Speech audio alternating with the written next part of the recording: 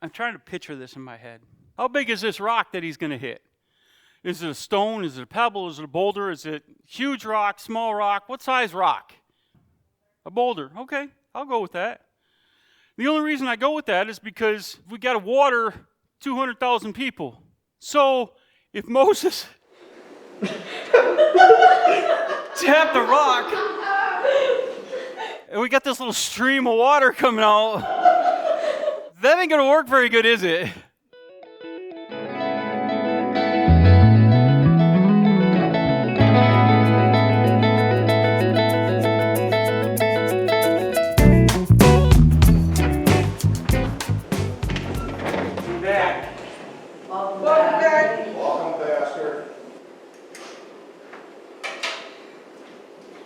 So we're talking about this guy named Moses.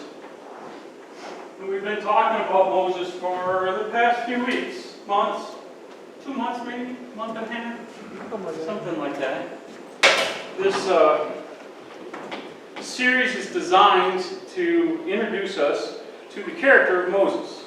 Not to introduce us to the Israelites or any of that, but you can't really talk about Moses without talking about the Israelites because of everything that was there, that God called Moses to do within the nation of Israel. So, Chris preached last week from chapter 16 of Exodus, and I'm going to be in chapter 17, right, Daniel? I'm in 17 this week. Think about this guy named Moses. And we're going to switch up a little bit, and we'll do some songs after a while. Let's just talk for a few minutes. This guy named Moses. We've talked about how he has a stuttering problem. He doesn't communicate real well. God said, okay, you can have Aaron to help you communicate, and so he used Aaron. And then God's like, okay, I'm going to give you a staff to communicate with too, and that's kind of nice. I mean, it's nice to have a staff to beat people with. The Israelites, how many people were there? 200,000 roughly, 200,000 Israelites, and they're starting to get mad at Moses. I mean, I was looking at last week's, and verse 12 of chapter 16, I have heard the complaints of the children of Israel. Speak to them, saying, at twilight you shall eat meat. So the people are getting mad at Moses because they don't have anything to eat. They don't have anything to drink. They're hauled out in the middle of the desert, and the Egyptians started to come after them. They had all kinds of trouble, and then the water, and he struck the water with the staff, and you had the walls of water, right? Daniel preached on that, and that was quite interesting, and we can have it in our mind's eyes, the walls of water as Israel walked through on dry ground. And but they were still mad at Moses. I think I'd be mad at Moses too. I do. Pot liquor. I think I'd be too scared to say it. Well, I don't get scared of much. I mean, spiders and being buried alive, that's about I'm scared of. Well, you know the feeling, though. Of being scared? I guess so.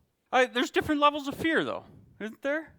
I mean, there's all kinds of different levels of fear. You can be afraid of a person, like I'm scared of Charlene sometimes. You can be afraid of a tool. Dad was using the shaper at the house this weekend, this last week. I don't know if you know what a shaper is, but like this door molding here, see all the steps in it? You take that piece of wood and you put it in a machine. The machine's got several different huge blades, and these blades are spinning really fast, and they cut the wood into that shape. So Dad was making a cabinet door. And you know how cabinet doors have that inset panel, and it's all decorative and everything. So we've got a machine that we make those styles with. But you've got to get your hands this close to the blades. And the blades are this big, and they're spinning extremely fast. So you can be afraid of machines. That thing scares me to death. Because, you know what? Like anybody else that likes to sit on the couch, I like to sit on the couch and I pick my nose. And I need these fingers to pick my nose with. You guys don't do that. Oh, I'm too proper. I can't. Everybody's nose itches from now and then. I'm not saying that I just sit there and go crazy. You got to scratch it once in a while, right? When you do that, I'm scratching my brain. I don't know about you. You're sitting on your... never mind. I'm scratching my brain. Which part are you scratching? I'd scratch my brain. That's stimulation, right? Right. So Moses has got to be scared of these people. He's leading them into the unknown. I mean, this could be like a Star Trek TV show. Huh? Boldly go where no one's. Boldly go where no one has gone before. Yes. So the Israelites they move on. All the congregations of the children of Israel set out on their journey from the wilderness of sin, according to the commandment of the Lord, and camped in Rephidim. But there was no water for them to drink. And here we go. They were walking in the wilderness, which is desert, which is sand, which is hot, which is kind of dangerous to be walking in, especially with children and older people walking through the desert, all hot and sweaty and everything, and nothing to drink. And then they finally make camp, and they're like, wait a minute, there's no water. What are we going to do about this? There's no water. So they go to Moses and they start yelling at him. We don't have any water. How do you think Moses feels about that? How do you feel when you don't have any water, May? When you don't have any water, what? You can't take a shower. You don't have anything to drink unless you drink soda, right? Do you drink pop? You like ice water. But if there's no water, they don't have no water. They don't have ice. They don't have ice. Vicky's over there going, hey, where's the ice? But if they had ice, then they could melt the ice and have it. Yeah, but they don't have ice. It's too hot. They don't have an ice machine. They'd have to go invent an ice machine. They barely have wheels. We gotta walk everywhere. Walk. We gotta car rides. No DVD player. Huh? No tablet. No tablets, no. Unless it's So tablet. But there was no water for the people to drink. Next one. Therefore, the people contended with Moses and said, give us water that we may drink. Like Moses is God himself, and they go to Moses and they're like, hey, you know what? You're the one that brought us out here. You drug us away from the place that we had to live it was at least steady. It was probably not comfortable because they had to work really hard as slaves, but it was what they knew. It was something that was familiar to them. It was home. And you drug us away from the home, and now we don't have anything to drink. So, Moses, you need to fix this. What type of guy is Moses that he can fix it? He can just water out of thin air. He's not a musician.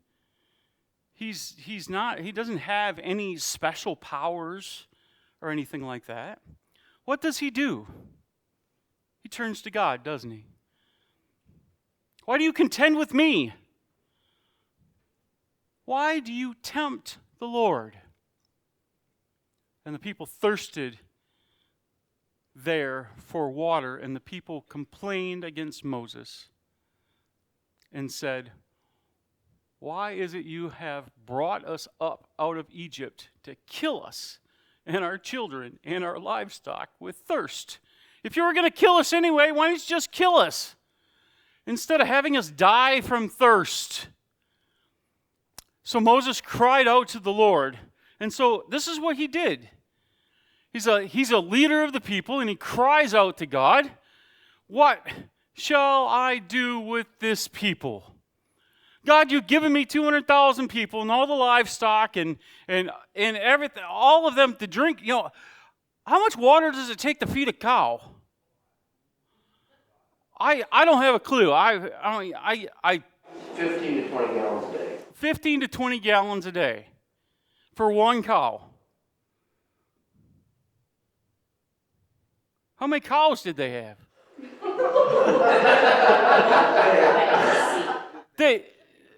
They took all the cows, didn't they? Didn't we study that? Didn't we see that? They didn't only take all the cows, they took all the sheep. They took all the cows, the pigs, the turkeys, the sheep, the whatever, chickens, the turtles. I don't know. Whatever they had, they took them.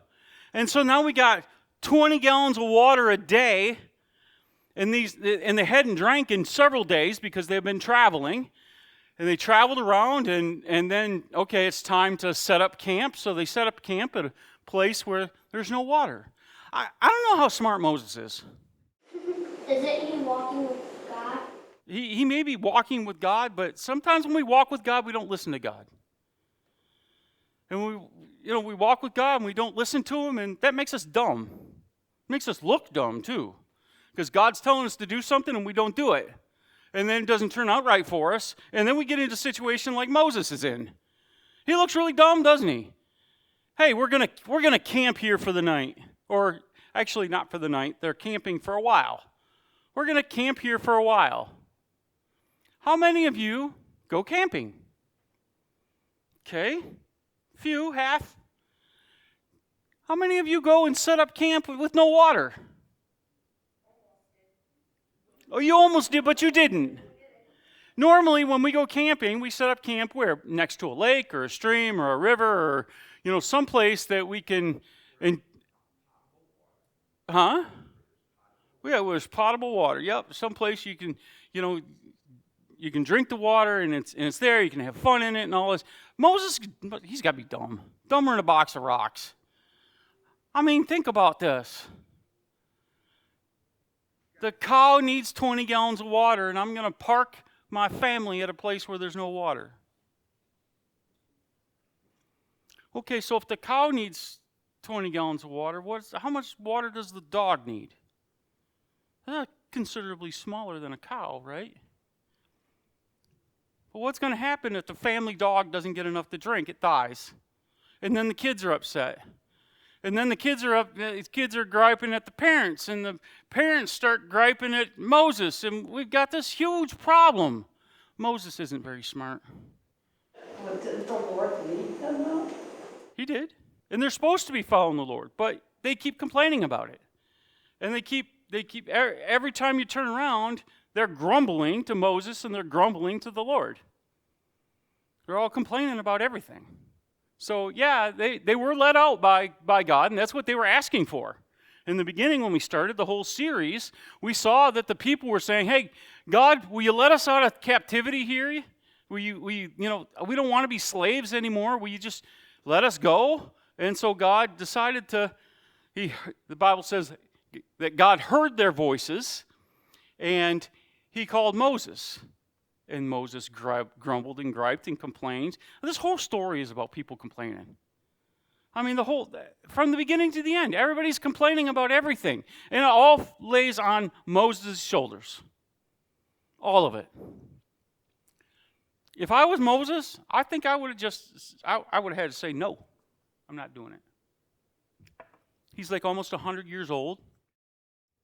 And he's supposed to put up with all the bull crap from all these people. Why would you want to do that? I mean, it's hard enough putting up with bullcrap from your own family, let alone everybody else's family too. That's just ridiculous. And the Lord said to Moses, "Go on before the people and take with you some of the elders of Israel. Also take in your hand your rod, which you struck the river, and go.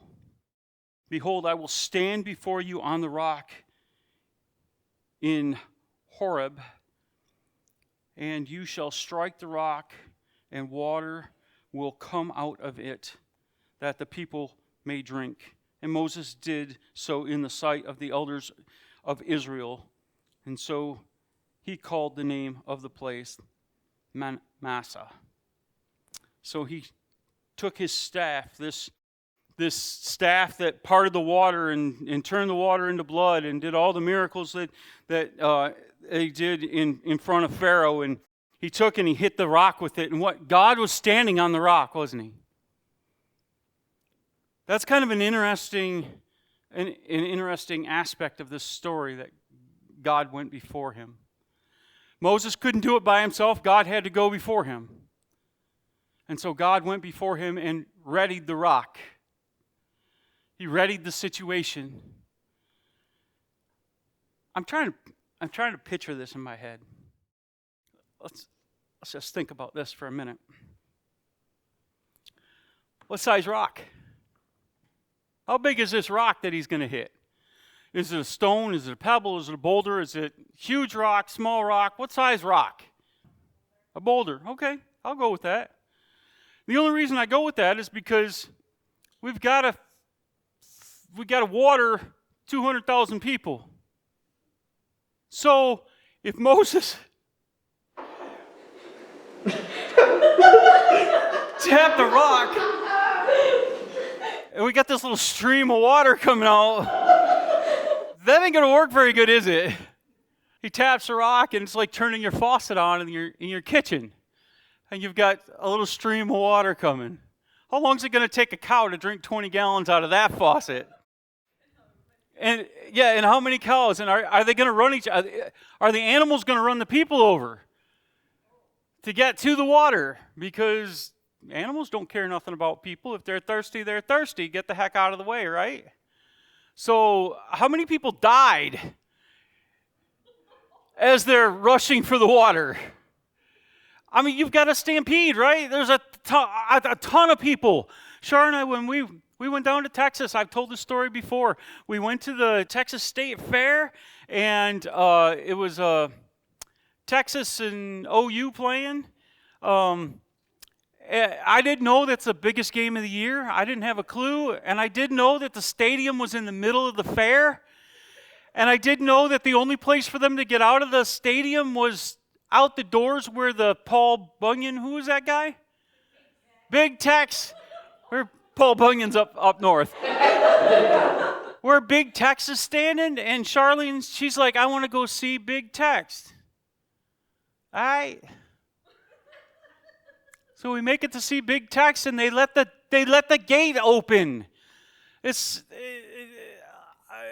like Moses struck the rock in the water, and everybody knows there's water, and everybody floods in and crowds, and we couldn't even move. We had to hold on to each other's hand. Dig nails into the hand of the person we're holding on to, even drawing blood so that we don't lose the person next to us.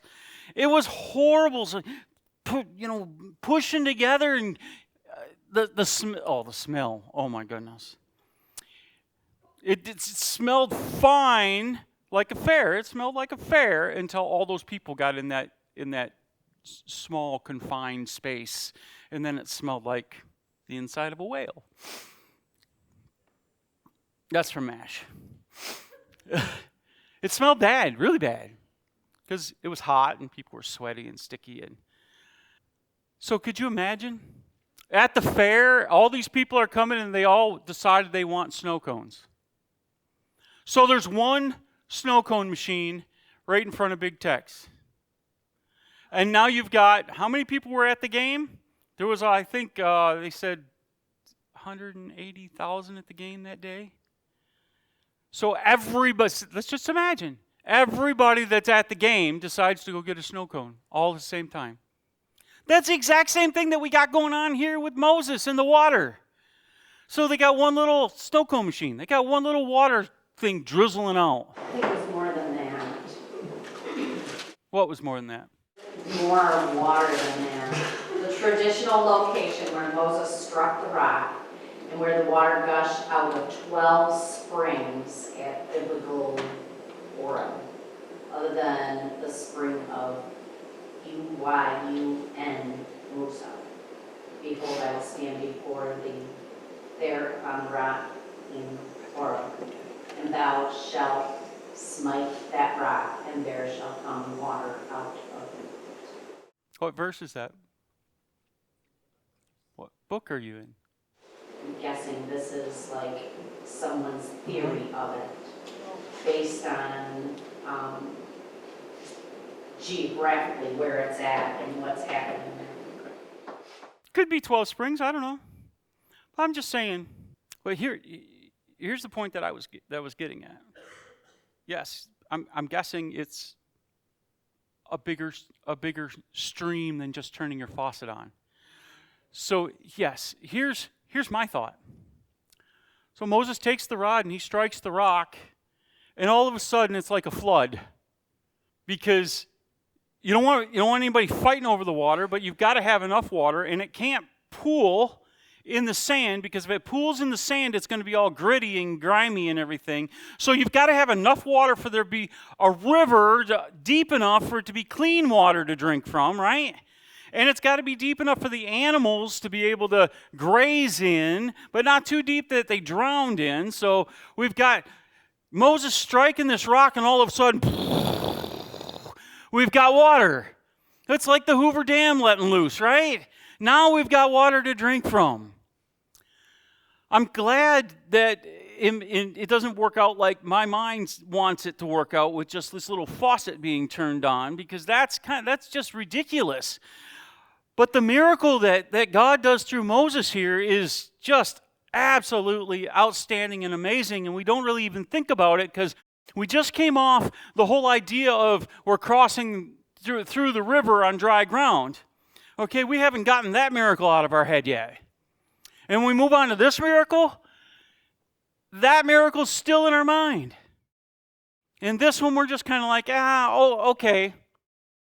He made water come out of a rock. Okay, no big deal. Let's just move on. But if you really think about it, how much water's coming out of that rock, and how much of a miracle, how big of a miracle is this? It's huge. God is taking care of his people. How big of a miracle do we need in order for us to stop complaining? Was this miracle big enough for the Israelites to stop complaining? For a minute. Yeah. Maybe for a minute. But I'm guessing there's something that they were complaining about. You know, they've got this big river of water there. Got to be somebody that's complaining that they can't go fishing. I mean, that'd be me. I'd be complaining I can't go fishing in it. Well, we know there's no fish in it. How can fish can't come out of a rock too, can they? Or maybe fish came out of the rock too, and you got seafood and all kinds of stuff you can eat. No, because God provides the meat in the evening and the bread in the morning. God is our provider. He takes care of us. Doesn't matter how much we complain and grumble. He's still taking care. So now, so he called the name of the place. And because they were tempted, the Lord said, because they tempted the Lord, saying, "Is this the Lord among us? Is the Lord among us or not?" So Moses is like, okay, you've got your water. Now, is God here? Is God taking care of us, or is he not taking care of us? Are you going to keep grumbling and complaining, or are you just going to admit that God's got this, and let's enjoy it? Well, we know that they didn't enjoy it. We know that Moses was he was not willing to do everything that God wanted him to do. God had to keep nudging him the whole way. Hey, you've got to do this. You've got to do that. And he didn't want to. So God's like, all right, well, you know what, you guys, I might as well make things a little more difficult for you. Now Amalek came and fought with Israel, and Rephidim. So Amalek and the army came up against Israel. You know, Israel doesn't have any weapons, do they? When they left Egypt, they didn't get any weapons. All they got was the hay fork and you know, maybe a rake or something like that. I don't know if they had shovels, but some kind of shovel to take care of the animals and whatnot. So they don't have any swords. They don't have any bows and arrows. They don't have any weapons. But yet this army comes and marches down against them. I just love what Moses did. Moses said to Joshua, hey, yo, go choose some men to go out and fight with Amalek. I love it. Just go pick some people. Ladies, you're off the hook. Unless we go and buy a gender-neutral Bible, and if we buy the gender-neutral Bible, then you are just as much on the hook as the guys are. So be thankful that we don't have a gender-neutral Bible. Because it would have said, and Moses said to Joshua, choose some men and some women, or go choose some people to go fight with Amalek. Go choose some people to fight. But no, choose some men. And what this means is, choose men of fighting age. Men that are able to fight. That's what this means. Just don't go pick random people. You know, go pick a grandpa. Grandpa, he can't, no, that ain't going to work. Who's he going to pick? Sons, right? The young people, 16, 17, 18 years old, full of piss and vinegar, and now they have a full belly of water, and now they can fight. So, hey, Joshua, go pick me some people. It's like they're not even in a hurry. Tomorrow I will stand on top of the hill. So they're not even really fighting today. It's like, hey, just go pick some people, and then tomorrow I'll show up, and I'll do my thing. Moses is lazy, isn't he? Have you guys not noticed that? All the plagues that we've looked through, all the stuff that we've seen Moses participate in, have you not seen where he doesn't want to do it? He grumbles at God. He doesn't want to do it. He says, I can't talk right. I can't act right. I don't know how to do this stuff. I'm just a poor farmer. I'm an idiot. I don't want to do any of this stuff. And still, he's complaining to God. I don't want to do it. I don't want to do it. He's an idiot. Why does God pick idiots? I need to know this for my personal benefit. Why does God pick idiots to serve him? In big ways. Maybe God likes the underdog. I like being an underdog, okay? So now I'm not an idiot, I'm an underdog. There's a cartoon with an underdog guy, right? Yeah. Huh? He's a superhero. Yeah. He wears a cape. He flies around. Yeah. So I think about how, God called me to be the leader of the church, and what an idiot I am. It's a prerequisite. Look at the people in the Bible. It's a prerequisite. You have to be an idiot to follow God. You absolutely have to be. Because it doesn't make any sense to follow him any other way. You've got to follow him 100% all the time. Not 50%, not 10%, not, I feel like following you today. I'm going to follow you today, but I'm not going to follow you tomorrow. So I've got to be an idiot. Makes sense. I need a staff. So you beat people? I'm not going to beat people. I want to see if I can make water come out of a rock. You've got staff, Tiffany, Daniel.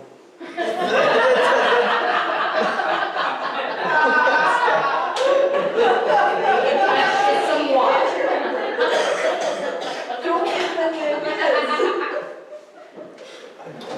Just say, hey, go get me some water.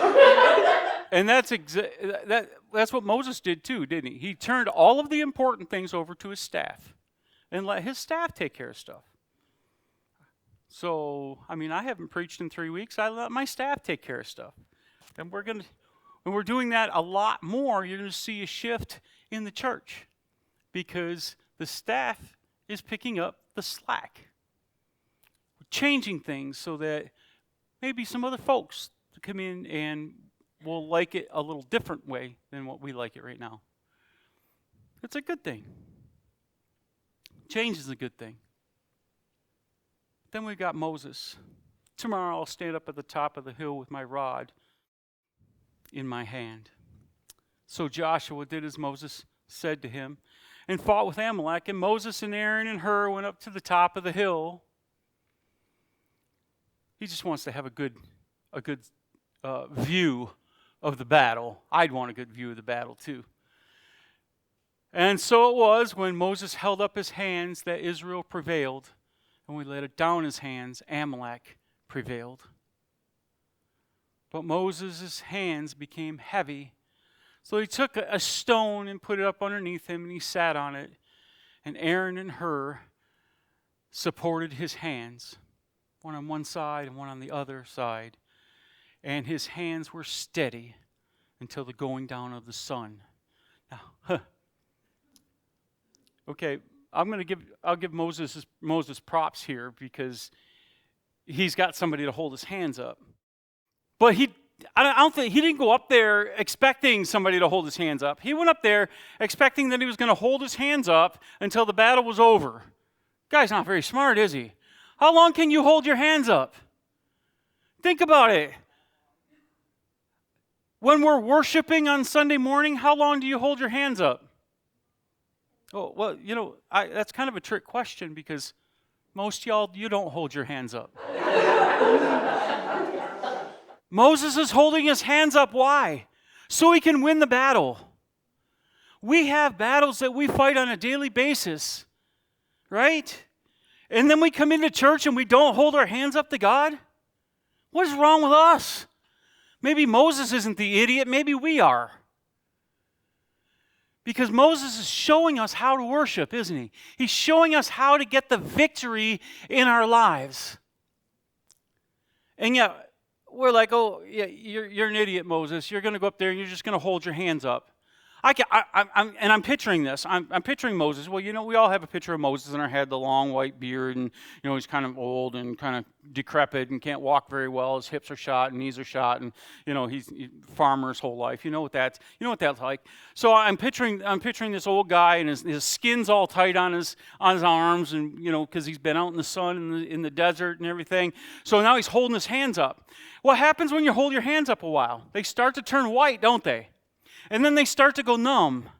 He's holding on to his staff. Have you ever held your hand up for a long period of time holding on to something? What happens to that thing that you're holding on to? You drop it. You just pray to God it's not a Mountain Dew or a cup of coffee or something important. Huh? Or a tool above your head. Yes, I've done that. Exactly. A tool above your head. So here's Moses, and so Aaron and Hur, they go and they get a rock for Moses to sit on. He sits down on this rock, and then they hold his hands up. Because a great leader, a great leader like Moses is, has to have support, has to have help, has to have somebody lift them up, has to have somebody help carry them through the difficult times. Hey, let's stand together and let's win this victory. And so Moses holding his hands up and he's praising God this whole time. That's what he's doing. He's praising God because he's not getting a response unless he's praising God. And yet we come into church and we don't raise our hands. Most of us, we don't even move our mouths when the music's playing. That is true. And you know what? I don't care what your voice sounds like. I have a horrible singing voice. I can't sing to save my life. If I sing, it's like Gomer Pyle. You ever sing Gomer Pyle before? Gomer Pyle, he joins the Marine Corps, and he's got to sing the song from the halls of Montezuma, from the halls of Tripoli, and he sings a song. Well, he keeps singing it, and his sergeant takes a bucket and puts a metal bucket on his head, and says, "You like the sound of your voice, do you? You like the way you sound?" And Gomer's like, "Well, golly gee, yeah, I really do. I like the way I sound." Well, here's a bucket. He puts a bucket on his head, and he starts to sing, "From the halls of Montezuma," and you can hear this echo coming out from underneath his helmet, or this bucket on his head. And he lifts it up, and he's like, "You're right, Sarge, this really does sound good." And he puts the bucket back down and keeps singing. That's me when it comes to music, guys. I don't sing worth a flip. But when it comes to singing to God, I don't care what the heck I sound like. When it comes to praising God, I don't care what I look like. I mean, you can have the face of an angel when you're worshiping. You're smiling, you got your hands up in the air, and you're just all into it and moving your head, and nobody else is around you. You're just in heaven in your head, and you're singing to God. And you smile in ear to ear, full of teeth, and just in the presence. You can be like that, or you can be like the person that is being tortured when they worship. And they stand there and they're afraid to put their hands up, and they got this look on their face like they got a big old poop and they can't get it out. Have you seen people like that? Their faces all puckered up and like they're being tortured. It's like, dude, we're not torturing you. You're worshiping God. You're worshiping the Lord Most High, the one that controls everything, the one that made everything. Why do you have a look on your face like that? Or then you have those people that have that no look. I look out over the crowd sometimes and I look into your faces and there's nothing there. There's no emotion. There's no smile, there's no frown, there's no nothing. It's like you're not even here 10,000 miles away someplace else. It's true. I guess the point is that if Moses is going to worship God in a time like this, and he's going to trust God to do his thing and protect him, well, what about us? There's a lot that we have to rely on God for. An awful lot. So Joshua defeated Amalek and his people with the edge of the sword. Now wait a minute. Where'd they get the swords? From the people that conquered. From the people they conquered. Yeah. See, and I love action movies. Action movie fans? A few action movies. Okay. I love action movies where the woman is the star. You've got a chick in a movie and she's got big guns and she's blasting everybody and she's just bad. That's my kind of movie. I love that kind of movie. I'm not really a car guy when it comes to movies. I like the shoot 'em up, the action type of thing, and the bad donkey chicks out there. That's what I like to watch. But yet, all too often, they're not very smart. Because they got their guns and they start to shoot, boom, boom, boom, boom, boom, and they start to shoot, and then the guns are empty, and what do? They throw them aside, and they go and they start punching people. Dude, I'm not punching anybody. I'm grabbing that M16 over there, and I'm moving on. And when that gun runs out of ammo, I'm grabbing that Uzi over here, and then I'm grabbing that pistol over here, and that's just the way I'm doing. And so the Israelites, they didn't have the weapons and whatnot, so they went down, they started to fight against Amalek, and I'm sure that they ran right out and punched the biggest guy in the face and took his sword. That's what I would have done. Matter of fact, I did that. I didn't take the guy's sword, but I did that. We were in McDonald's parking lot. My little brother was getting beat up. He was getting the stool beat up out of him in the back of McDonald's parking lot. That was the place to hang out in Sandusky. Awesome place to just get in trouble. And so I was inside. I grabbed myself a sandwich and fries, and I walked out of the west side of the McDonald's there in Sandusky, and where the drive-in is, and somebody said, "Hey, Gargoyle, somebody's picking on your brother." I looked back, and sure enough, there's this whole group of people, and all I see is fists flying. I'm like, I don't know what's going on here, but I took my sandwich, and I set it down in the middle of the drive-thru. I just set it there. So any car can run it over. And I took off running. I'm a big guy. I've always been a big guy. Well, I'm not now. I used to be a big guy. I don't even know how to act. Used to be a big guy. So I started running back there, and this is like the cattle running for the water, okay? Just a huge dude running to the back, and this huge guy back there.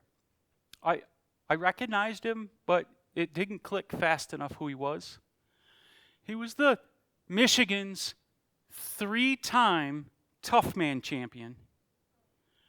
Tough Man used to be before MMA and all the knuckle brawling. We had Tough Man contests, and this dude, 6'7", 6'8", I don't know, 400 pounds, and I run out there full tilt, boom, boom, boom, boom. I mean, in my mind, I can feel the ground moving underneath me as I'm running back there because I'm this big dude, big burly, and I'm imagining it's like kind of a cartoon where Superman comes in and all the colors around Superman just streak because he's going so fast, and so that's what I'm imagining, that McDonald's in the parking lot, it's all streaking because I'm running so fast to go back there, and I clench my fist and I jumped up in the air and I punched this dude in the face. Now, if I was a part of Joshua's group, I would have not just punched him in the face. I would have had a better plan. I would have maybe at least took one of them plastic spoons that they give me in my McDonald's packet, so I've at least got some kind of weapon. Joshua's guys, they went down there and they just started beating on the biggest people, and as soon as they got them on the ground, they started taking their weapons and slashing everybody, and there's blood just a-flying, and Moses is watching this from up top, and he's got his hands raised up, and they're just drained of blood. They're just as white as can be, and he's praising God and worshiping God, and he's watching blood fly everywhere. Heads flying and arms flying, and it was just absolutely disgusting. And Moses is having a ball. Why is he having a ball? Because God came to his rescue. God's taking care of business. That's why Moses is having a ball. Because God's holding him up. God's carrying him through. And so Joshua defeated Amalek with his people with the edge of the sword. And the Lord said to Moses, "Write this for a memorial in the book and recount it in the hearing of Joshua, that I will utterly blot out the remembrance of Amalek from under heaven." These people are not going to exist anymore. You're going to slaughter them all right here because they came up against God. So now that we're in the end times, we're living in the end times. We are so close to everything being over with. We need to remember that our battle's different than the battle that Moses had. But the God that we serve is the same. There's no difference between the God of Moses and the God of Dan. Yeah, Moses is an idiot. He's been an idiot through the whole thing. He doesn't quite know how to make up decisions right. He relies way too much on everybody else. But in the end, he's still an idiot. I'm thinking of the end of the story. I'm thinking of when Moses dies, and I know we're not there yet, but yeah, he's still an idiot. He is. But we can be an idiot. And you know what? We should be idiots. Because following God does not make any sense. Following God does not make any sense at all. Because He's always asking us to do things we don't want to do. He's always asking us to do things out of our comfort zone. He's always asking us to stand on the hill that we don't want to stand on. And you know what? This is our hill right here. Moses stood on the hill and they held his hands up, and you know what? We're standing on this hill right here. Peck is a horrible place to live. The people in Peck, you all that live here, you know that. We need to fix it. We need to step up and make sure that the people around us have the opportunity to know God. That's all there is to it. There are a lot of people in Peck I like. But then there are a lot that just don't know right from wrong. Our job as a church is to show right from wrong, is to stand and follow through.